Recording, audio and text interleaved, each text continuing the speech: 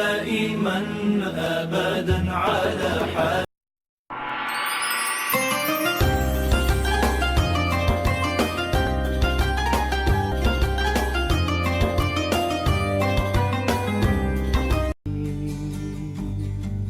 نظرة إلي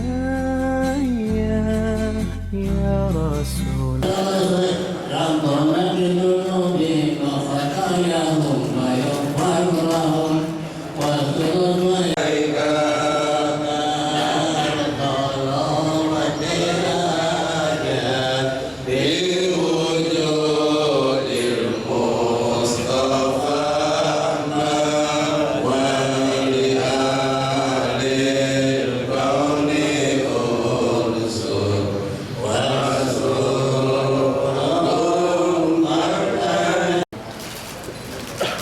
yang sama-sama kita hormati dan kita muliakan guru kita bersama Habib dan Mahbub Al-Habib Abdul Rahman bin Ahmad bin Ahmad bin Abdul Asgar.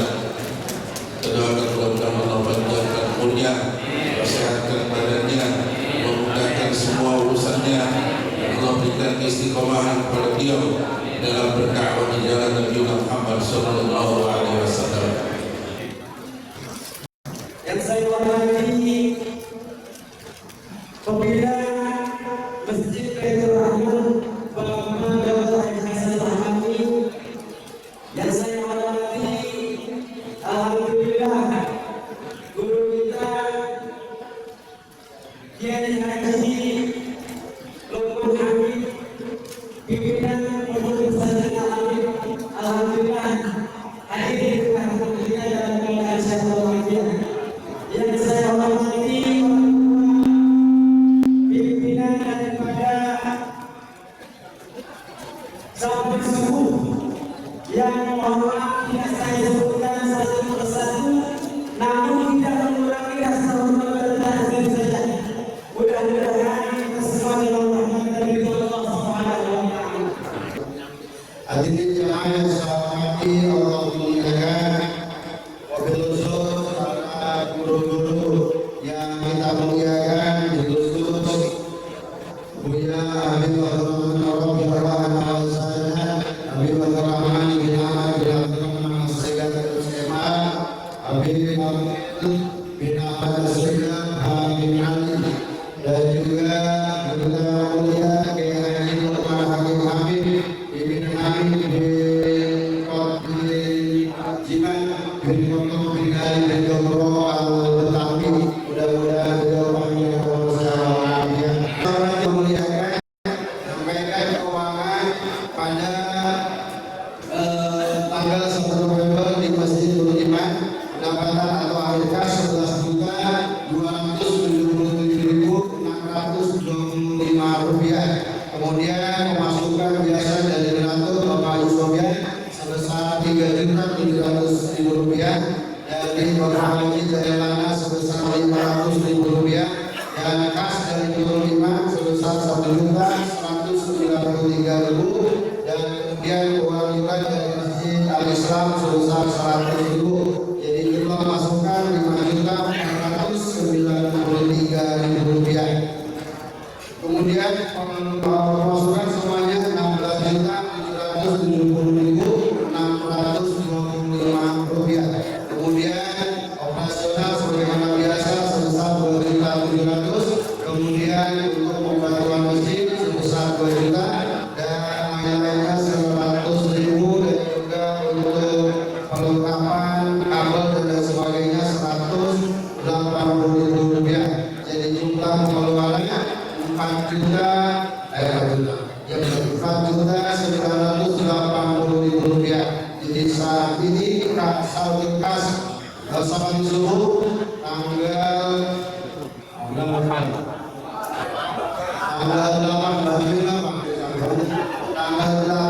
2025 sebesar 11.990.625 rupiah.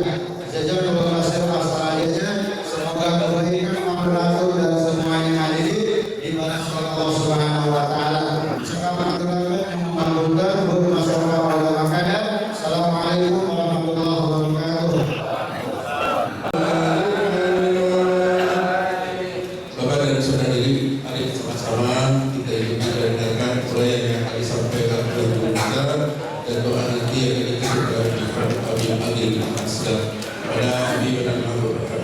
amal dan segala kami silakan. Sallu ala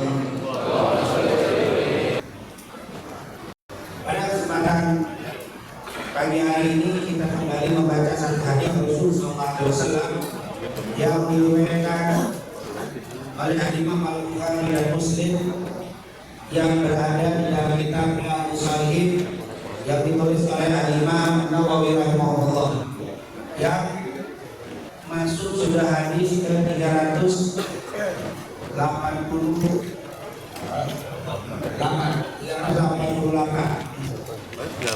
Hadis ini pernah kita singgung dan pernah kita bahas, yaitu hadis yang diriwayatkan oleh Abdullah bin Umar radhiyallahu anhu. Qala Rasulullah sallallahu alaihi wasallam, umirtu an uqatila an-nasa hatta yashhadu an la ilaha illallah wa anna Muhammadan Rasulullah wa yuqimu sholata wa yu'tu zakata fa idza fa'alu dhalika asaru minni dima'ahum wa amwalahum illa bihaqqil Islam wa hisabuhum 'ala Allah. Dikatakan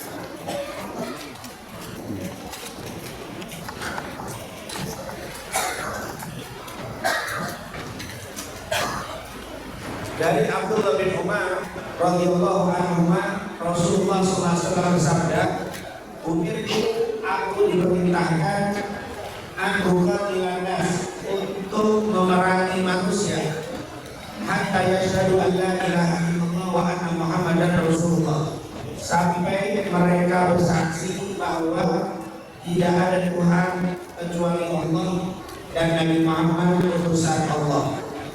Wa yuqimu sholata, dan mendirikan salat.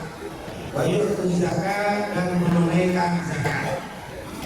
Fa idza fa'alu dzalik, kalau mereka sudah bersyahadat, menunaikan salat, mendirikan salat, menunaikan zakat, al-sawmini dima'ahu, terlindung mereka semua dariku darah mereka, wa amwalahum, dan harta-harta mereka, illa bihaqqil Islam, kecuali dengan hak Islam, wa hisabuhum 'ala Allah, dan perhitungan mereka atas atau kembali kepada Allah Subhanahu wa taala. Hadis Bukhari Muslim. Tentunya hadis ini pernah kita singgung pertemuan-pertemuan sebelumnya di hadis awal, yaitu di awal kitab Riyadhus Shalihin. Oleh karena itu, di kesempatan pagi hari ini saya sedikit membacakan perawi hadisnya saja. Nanti insya Allah pembahasan ini kita singgung atau mungkin kita buka tanya jawab untuk kita berikan kepada jamaah yang memang sudah lama kita nggak buka tanya jawab. Kalau ada langsung subhanallah, nanti langsung coba. Yang pertama itu Abdullah bin Umar bin Khattab. Namanya Abdullah bin Umar bin Khattab al-Qurashi al-Adawi. Beliau ini Abdullah bin Umar dan bin Umar dari bangsa Quraisy. Karena wilayahnya di Makkah Mukarramah, beliau dilahirkan di Makkah di sana di tahun ketiga setelah kenabian Nabi Muhammad SAW. Jadi waktu Nabi Muhammad umur 43 tahun, lahir dengan Abdullah bin Umar. Jadi Abdullah bin Umar lahir 3 tahun setelah kenabian Nabi Muhammad SAW. Ibunya bernama Zainab binti Makrum, yaitu saudara daripada Uthman bin Makrum, masih sepupu Nabi Muhammad SAW. Abdullah bin Umar orangnya itu rajulan tawilan, orangnya tinggi. Karena sya'ru yatadalla min muqaddami ra'sihi ila mankibihi, rambutnya panjang sampai ke pundak. Itu rambutnya panjang sampai ke pundak. Wa kana yahdibu bisufra, dan rambutnya warnanya kuning-kuningan karena dikasih hina, dikasih apa? Warna hina. Itu apa sudah menjadi umum. Para sahabat itu rata-rata jenggotnya jadi juga dikasih indah. Bahkan dan dia seringkali mencukur kumisnya sampai dia berharajil sampai kulitnya kelihatan agak terang karena sering kalau orang sering mencukur itu kelihatan tanda. Beliau lebih suka menjaga jenggotnya daripada kumisnya. Ini merupakan kebiasaan atau fisik Sayyidina Abdullah bin Umar bin Khattab. Abdullah bin Umar bin Khattab masuk Islam, dia masih usia kanak-kanak bersama Umar bin Khattab radhiyallahu anhu. Aslama Abdullah bin Umar wa huwa saghirun ma'abi, bersama ayahnya Umar bin Khattab. Jadi dia masuk Islam bersama ayahnya. Dan wa inna ma'ajara muslimuna ila Madinah hajara ma'ahum wa huwa ibnu asyra sanawat yawma idin. Waktu dia hijrah bersama Nabi, dia berusia 10 tahun. Jadi 10 tahun dia hijrah dari Mekah menuju Madinah. Dan ketika terjadi peperangan Badar, beliau waktu itu umurnya hanya 13 tahun atau 12 tahun. Sehingga falam ya'budu Nabi tidak mengajaknya untuk jihad. Jadi beliau di perang Badar kayak itu karena baru usia 13 atau 12 tahun. Wa fi ghazwati Uhud, begitu juga di perang Uhud, beliau umurnya baru 14 dan gak ada izin ikut perang bersama Nabi. Jadi Abdullah bin Umar ini hijrah umurnya 10, perang Badar tidak ikut, perang Uhud tidak ikut. Kenapa? Bukan lari dari perang, tapi memang tidak dapat izin dari Nabi Muhammad ini karena umurnya masih kecil. Jadi dalam Islam itu perang itu ada aturan. Perang itu tidak sembarangan, ada aturan yang sangat ketat. Di antaranya tidak boleh melibatkan perempuan dan anak-anak. Walaupun saat itu Nabi butuh dengan pasukan yang banyak, tapi dengan anak-anak yang butuh. Kadang-kadang kan karena di luar Islam, kadang-kadang anak dan perempuan dijadikan kawin, dijadikan kawin hidup istilahnya. Kalau Islam tidak boleh mengorbankan anak dan wanita. Ini dilarang karena masih nggak boleh itu. Dan pertama kali peperangan yang diikuti adalah perang Khandaq.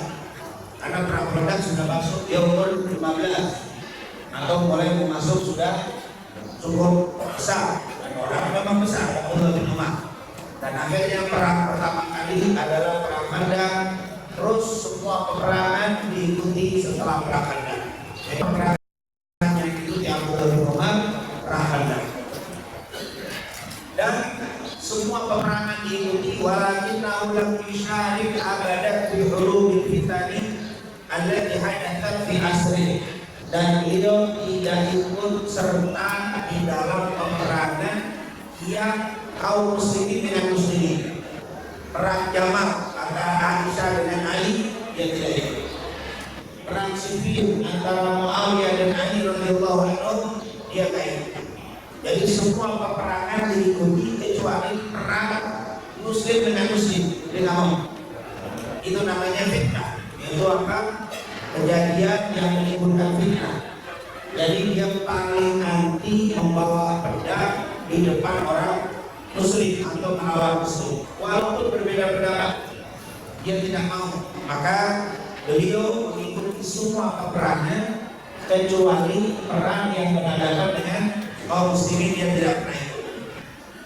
Dan beliau juga waktu di zaman Sayyidina Utsman, annahu yuqal alaihi khilafah fi zaman Utsman. Beliau pernah ditawarkan menjadi khalifah di masa Sayyidina Utsman, tapi falam yaqbalha, tapi dia tidak mau terima. Bahkan wa kadzalika rafadha mansab al-qadha. Beliau juga mau diangkat jadi hakim tinggi, ditolak. Dia lebih apa? Istighalihi di talabil ilmi. Dia lebih suka belajar, dia lebih suka hadir majlis, lebih suka mengajar daripada jadi khalifah atau jadi hakim tertinggi. Itu aku memang faktor luar biasa. Dijadi khalifah atau dijadi hakim apa kalau sekarang hakim aku itu lah saya udah pernah ngaji di kayak bahasa paling dulu banyak yang udah ditawaran jadi apa pada kapan luar biasa. Ini aku lebih lemah, ini aku lebih lemah dari apa presiden apa hilang apa disuruh hakim tertinggi aku nggak mau lim syuhari di kepala negeri karena dipengen sibuknya untuk apa belajar, karena belajar dan ngajar itu kedudukannya luar biasa derajat. Tidak ada derajat yang lebih tinggi daripada ngajar dan belajar. Menjadi dai, menjadi orang yang ngajar, ada yang lebih tinggi dan orang yang belajar. Yarfa'illahu alladziina aamanu minkum walladziina utul ilma darajat. Subhanallah. Makanya kalau ada ulama ditinggikan setinggi-tingginya tetap tak akan nyampe seperti Allah tinggikan ulama. Jadi kalau ada kemarin kan seberangin, kalau ada orang cuma salaman pulang balik doang, mengasih amplop doang, belum ada apa-apa, cuma jalan mundur di belakang kiai, ada apa?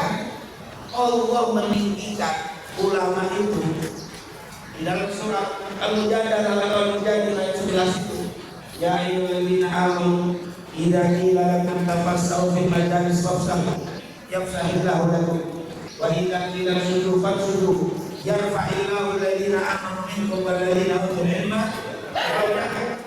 Orang yang alim ditinggikan derajat dibanding orang yang beriman.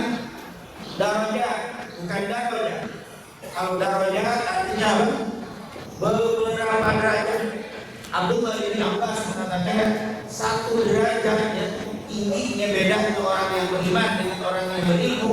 Satu derajat antara langit dan bumi. Bukan satu derajat, darajat. Jadi kalau ditinggikan cuma misalkan ada majelis ustaznya di panggung, Pak Sopan di apa beda-bedakan sama di panggung. Seandainya panggungnya setinggi Monas, itu belum sempurna. Kalau mau tinggi selangit ini, kata jelas beda satu derajat antara bumi dan langit. Apalagi dengan darajat. Kayak orang yang nggak ngerti aja bilang protes. Masa santri salaman mandi utang balik jalan untuk itu belum apa-apa. Ini kalau dia adalah apa kata Imam Muslim kalau kita belajar hadis. Imam Muslim pernah belajar baca satu hadis di depan Imam Bukhari. Menurut Imam Muslim itu hadis sahih. Ada Imam Bukhari itu hadis ada penyakitnya. Mana penyakit ini dikasih hilang. Ini penyakit hadis karena Fulan lebih kurang tidak itu dengan kurang. Langsung satu hari itu dibenerin sama Imam Bukhari. Muslim Imam Muslim mengambil apa? Tangannya Imam Bukhari dicium terus izinkan aku untuk minum kaki. Imam Muslim cium kakinya apa? Imam Bukhari cuma karena satu hadis yang dari Bukhari.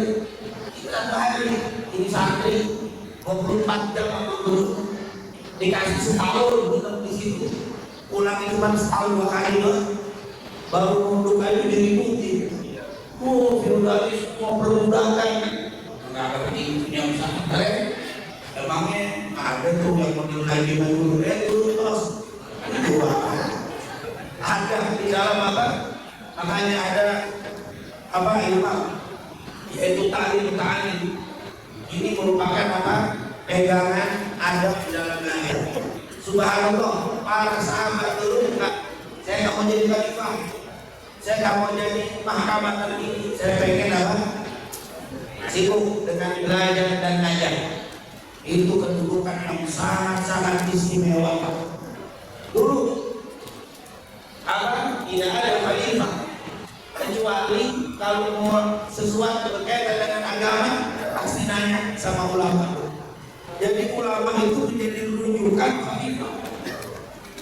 Pasti khalifah itu ada ulama-ulama yang menjadi pendampingnya untuk minta nasihat semua kepada ulama.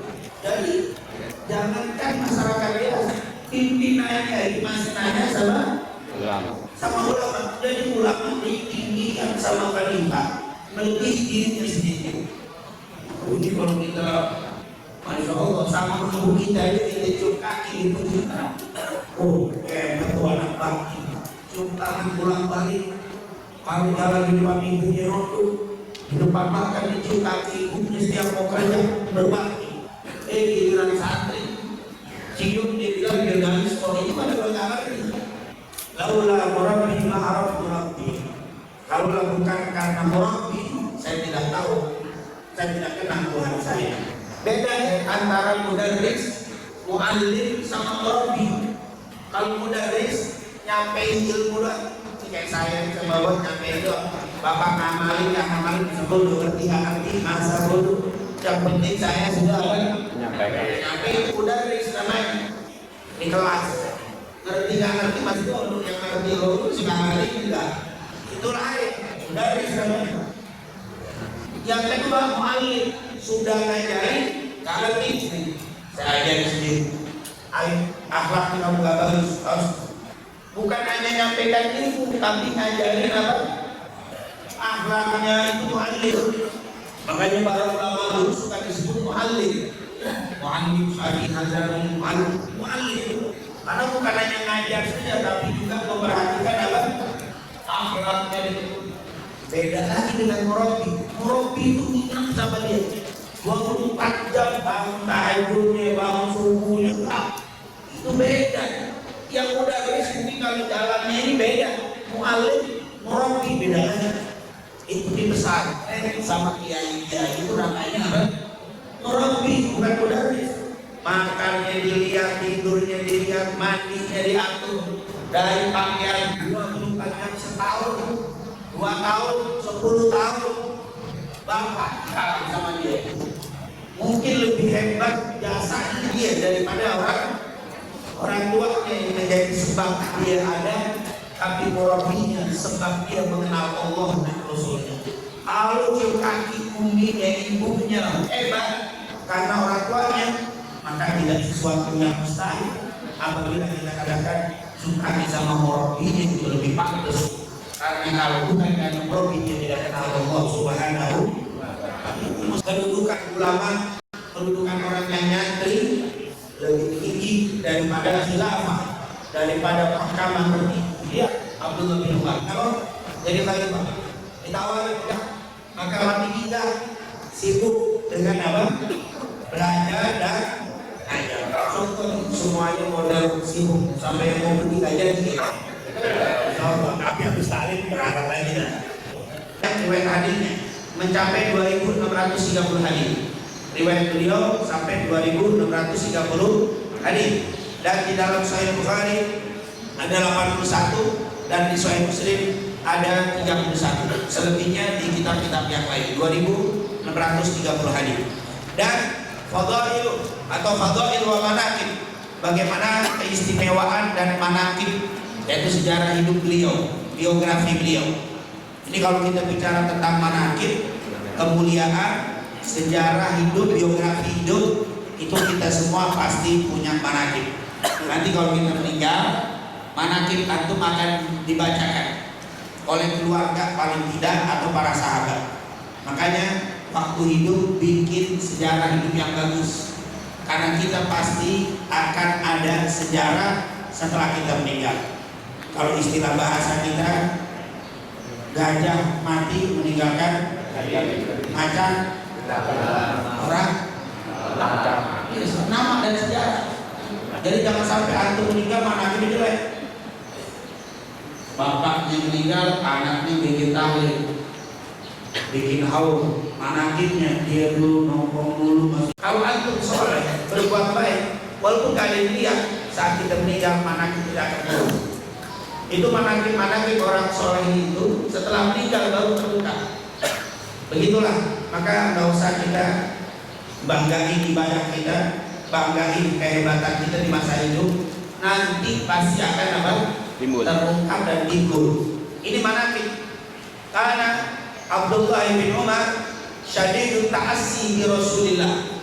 Beliau ini syadidut ta'assi, orangnya sangat mengikuti Rasulullah, sangat memperhatikan apa yang menjadi peninggalan Rasulullah SAW.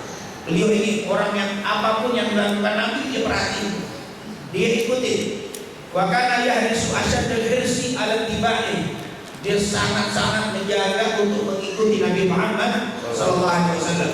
Bahkan yajlisu makana julusi. Kalau duduk dia akan cari tempat duduk di mana duduknya Nabi. Kalau duduk waktu di masjid ini Nabi suka duduk situ, setiap dia masuk masjid itu duduk di situ. Di mana Nabi itu duduk, Nabi pernah nyender di tiang itu. Tiang masuk pasti nyender. Kenapa? Karena Nabi dulu pernah nyender di tiang itu. Itu namanya apa? Syadidut ta'assi, ngikutin apapun yang dilakukan Nabi Muhammad. Orang dia pernah jalan, diam, jalan lagi, diam, jalan lagi, sekali waktu duduk. Ditanya kenapa ya Abdullah bin Umar? Dulu Nabi kalau lewat di sini pernah diam Nabi. Jadi saya jalan kalau Nabi pernah, dulu waktu Nabi masih ada, diam di sini Nabi, aku pun diam. Karena Nabi pernah berhenti di tempat ini, saya setiap jalan di tempat ini saya berhenti. Bahkan dulu pernah Nabi duduk di situ, dulu ada pohon kurma, panas, Nabi berteduh. Akhirnya setiap saya lewat di tempat itu, saya duduk walaupun kurmanya tidak ada. Pohon kurmanya hilang, udah ditebak, duduk aja di situ. Kok duduk di situ? Dulu Nabi pernah duduk di situ. Itu namanya syadidut ta'assi, yang luar biasa mengikuti apa? Mungkin kalau orang sekarang fanatik, berlebihan, hulu ekstrim, begitu kalau orang sekarang. Itulah tanda seorang apa? Pelajar, tanda seorang pencinta yang begitu luar biasa Abdullah bin Umar.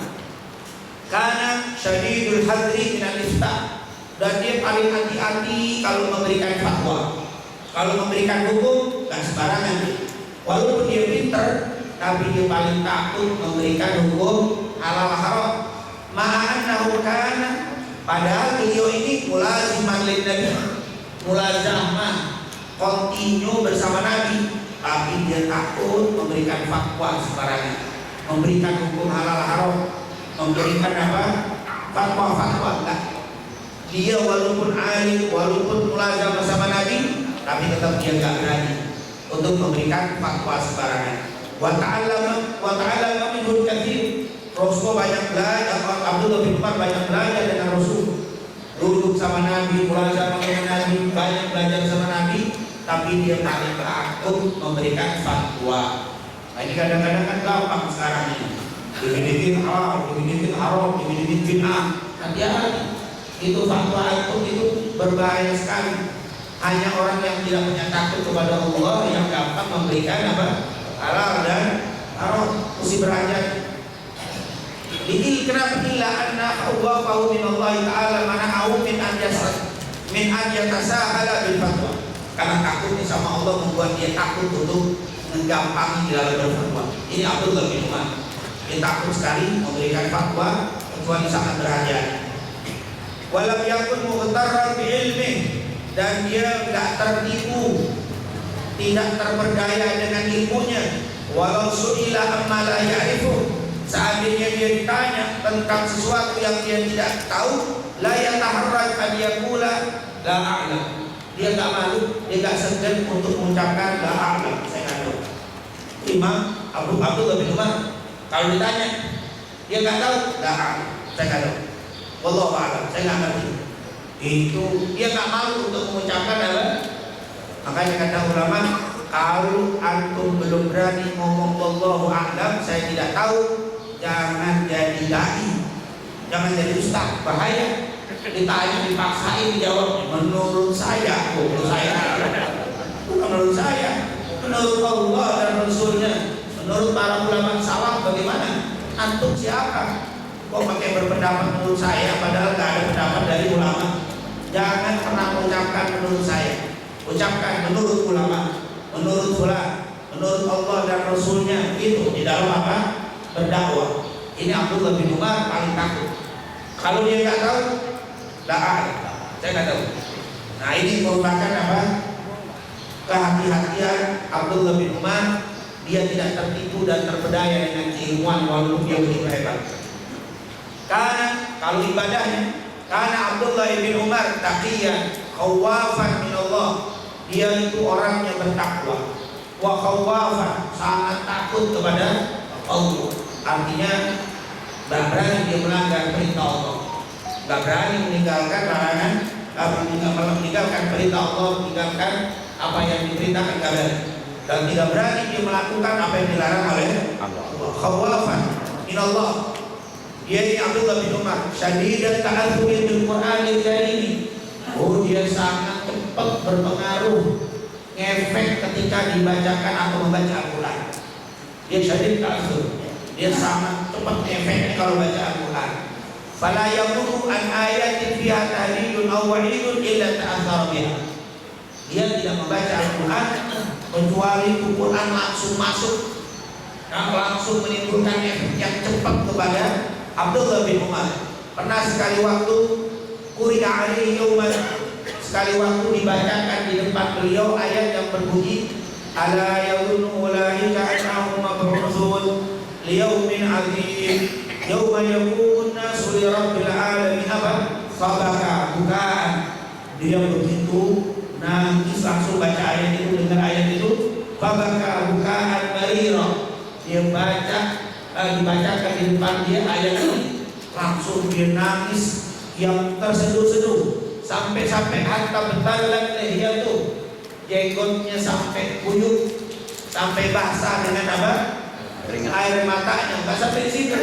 Wa khusya alaih, nggak sadarkan diri, nangis luar biasa sampai pingsan. Nah, khusya pingsan gara-gara dengan ayat. Apakah mereka menyangka bahwa mereka itu apa tidak dibangkitkan? Liyaumin adzim, di hari yang sangat agung. Artinya nanti kalian semua akan dibangkitkan oleh Allah. Kalian akan menghadap Allah, akan mempertanggungjawabkan amal-amal kalian. Membayangin itu, langsung dia nangis sampai pingsan. Nah kalau kita kan baca ayat begini biasa-biasa aja, agak ngefek. Subhanallah, ini Abdullah bin Umar syadid ta'athur bil Quran, sangat ngefek ketika membaca Al-Quran. Karena zahidan di dunia, zuhud di dalam kehidupan dunia. Zuhud ini seperti saya katakan sebelumnya, hartanya hanya sampai di kantongnya, nggak sampai di hatinya. Zuhud bukan berarti miskin. Zuhud bukan berarti nggak boleh punya harta. Silakan cari harta, tapi jangan sampai hartamu masuk ke dalam hatimu, mempengaruhi ibadahmu. Nggak ngaji, lagi buyut motor hilang. Nah itu namanya motornya di hati. Ngaji kagak gara-gara antum nggak sholat lagi, lagi buyut, kerjaan nggak sukses, gagal tender, tak sholat di rumah bengong. Nah itu berarti apa? Tendernya masuk ke hati. Mestinya kata Imam Ahmad, hartamu cukup di kantongmu. Ketika nambah, hatimu tetap iman. Kurang, hatimu tetap tidak berpengaruh dengan harta yang ada di kantong. Tapi kalau harta sudah masuk ke dalam hati, masuk keluar itu akan berpengaruh. Nah itu zahid. Beliau sangat zahid. Falam yatma' bi mansabin aw malin. Dia tak rakus di dalam kedudukan dan di dalam harta. Tomak, dia tidak bersifat tomak terhadap dunia dan harta. Karena qawaman mutahajjidan katsir salat. Beliau ini qawam, tukang bangun malam. Qawam itu tukang bangun malam. Kalau qiyamul lail, kalau tahajudnya paling suka dan paling lama kalau dia salat malam, salat tahajud. Karena kariman, selain itu kariman, suka dermawan. Suka apa? Sedekah. Suka sedekah. Atufan alal fuqara, lemah lembut kepada orang fakir. Itu adalah sifat daripada Abdullah bin Umar. Karena muhibban lil jihad, dia sangat suka untuk berjihad di jalan Allah. wala yatakhallaf 'anil ghazawat wa saraya fi zaman Rasulillah wa fi zaman khulafa'ir rasyidin. Beliau tidak pernah berpaling untuk ikut perang di masa Rasul dan juga di masa khulafa ar-rasyidin.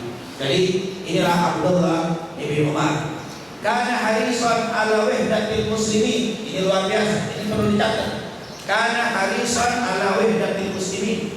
Beliau sangat menjaga persatuan umat Islam. Yang dia perjuangkan selalu menjaga persatuan umat Islam, selalu jaga. Maka ini juga menjadi misi kita. Bagaimana kita jaga persatuan kita jaga persaudaraan umat Nabi Muhammad SAW. Nah, ini tentunya luar biasa. Ini merupakan sejarah dari manaqib dari Abdullah bin Umar. Yang terakhir, wafatun. Diriwayatkan ruya, ada riwayat yang mengatakan annal Hajjaj dassalahu rajulan. Ada namanya Hajjaj. Ini Hajjaj bin Yusuf. Ya, di zaman Khalifah Marwan ibn Hakam ibn As. Ini adalah Marwan ibn Hakam, seorang khalifah di zaman Bani Umayyah. Dia punya panglima perang namanya Hajjaj bin Yusuf.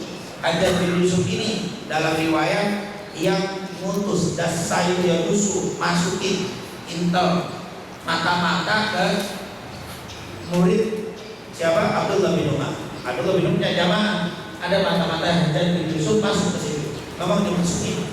Untuk ngapain? Untuk membunuh. Wa arada untuk membunuh siapa? Abdullah bin Umar. Jadi bukan langsung diserang, tapi dimasukin orang, diselipin tuh, disusup apa? Disusupin atau susukan. Susupin tak itu. Susupan beda itu. Disusupkan siapa? Orang untuk membunuh Abdullah bin Umar. Nah, tapi waktu dia membunuh sudah masuk dalam riwayat waktu haji, waktu di Mina. Waktu Abdullah bin Umar ngasih nasihat di Mina sambil juga mabit di Mina. Saat itu orang ini melempar panah, artinya menusukkan dengan kuat, panah jauh, panah dekat, yang sudah dibumbui dengan sum, yaitu dengan racun. Sudah ada racun. Kemudian ditusuk, ternyata tidak kena langsung, tetapi kena sedikit dari anggota tubuhnya. Maka Abdullah bin Umar pun berpengaruh dengan racun yang dibumbui di anak panahnya dan mengenai dirinya. Farahul Abdullah bin Umar faqa'anahu fi dhahri qadami, kena di pundak kakinya, artinya kena di kaki. Yang dikena kakinya di atasnya, kaki kena. Pada akhirnya Abdullah bin Umar ta'athara atau ta'athiran, ngefek itu racun yang kena di kakinya. Kemudian dia akhirnya meninggal di sum, yaitu meninggal dengan racun. Kayaknya Abdullah bin Umar dalam riwayat yang banyak, beliau meninggalnya karena tusukan panah yang dibumbui racun oleh orang yang diutus oleh Hajjaj bin Yusuf, dan akhirnya dia meninggal karena pengaruh racun. Ini adalah Abdullah bin Umar yang ulama luar biasa, meninggalnya sampai banyak nih kalau kita baca cerita-cerita ulama yang begitu. Musuh-musuhnya ini banyak, kadang-kadang memang waktu itu dari khalifah, karena sebenarnya bukan khalifah, dari taklimannya, karena khawatir orang loyalnya kepada Abdullah bin Umar begitu tinggi. Akhirnya itu. Nah, Abdullah bin Umar wafat pada tahun 73 Hijriah. Wafat pada tahun 73 Hijriah. Dan dalam usia 87 tahun. Beliau dikubur di kota Mekah, yaitu di salah satu kampung yang disebut Zahid, yang saat ini banyak dikuburkan di situ kaum muhajirin. Jadi orang-orang sahabat yang banyak meninggal di kampung itu, kuburan itu dikubur. Dan Abdullah bin Umar pun dikubur di kota Mekah pada tahun 73 Hijriah. Tentunya Abdullah bin Umar ini kenapa kok dimusuhi sama Hajjaj bin Yusuf? Karena Abdullah bin Umar diajak perang gak mau. Karena Hajjaj bin Yusuf waktu itu memerangi Abdullah bin Zubair bin Awwam. Ada pemberontakan di Mekah, dipimpin Abdullah bin Zubair bin Awwam. Marwan bin Hakam ngajak sahabat untuk memerangi Abdullah bin Zubair. Abdullah bin Zubair kapok. Nah, Abdullah bin Zubair kapok ikut pemerintah dan akhirnya terjadi peperangan. Lalu sahabat-sahabat yang hidup di antaranya Abdullah bin Umar diajak kapok. Disitulah akhirnya beliau ini dibunuh dengan cara ditusukkan orang dan akhirnya dibunuh dengan racun. Itulah Abdullah ibn Umar, dan insya Allah pada pertemuan akan datang kita lanjutkan hadis kita Riyadhus Shalihin, dan hadis kita singgung ini umir Tuhan Fadilan Nas saya tidak bahas lagi karena sudah kita bahas pada pertemuan sebelumnya. Atau masih kita bahas dulu. Mungkin yang baru ikut enggak ya, tapi kalau yang ikut dari awal insya Allah tahu itu. Dan insya Allah tidak mengapa untuk pekan depan saya akan singgung sedikit hadis tadi secara singkat sambil melanjutkan hadis selanjutnya. Mungkin itu yang bisa saya sampaikan. Lebih kurangnya assalamualaikum warahmatullahi wabarakatuh. Allah memberikan kesehatan kepada kita, khusus orang tua kita, Bapak Haji Abdul Sugada, dan juga Haji Abdul Sofian Abdul Rahman, dan yang lainnya yang kita persatukan persatu.